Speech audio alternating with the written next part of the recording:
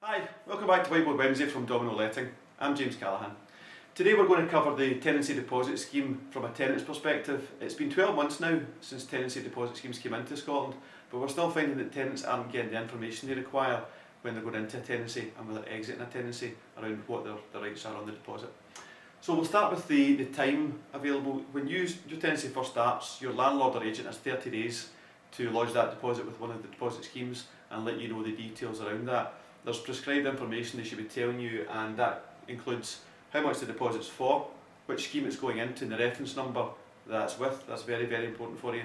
And also the dates surrounding the start of the tenancy, predicted end of the tenancy, and when the deposit was lodged with the deposit scheme. There's 3 deposit schemes in total, all approved by the Scottish Government, so all are viable.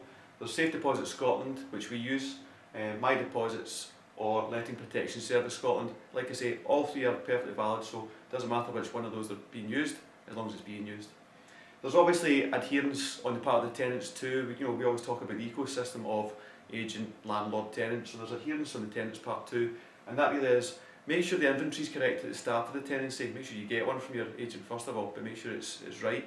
Then make sure that if anything deviates from that, if there's any damages that go against the inventory, just tell your agent straight away. It's better to be upfront with these things and let them know that things have happened.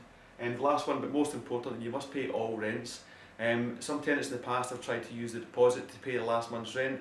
That completely cannot happen under the tenancy deposit scheme. If that was to happen, you are in arrears of your last month's rent and you'd be pursued for that, so make sure you're doing that. One thing that isn't really getting out to the public is the fact that the tenant can be rewarded for reporting non-compliance.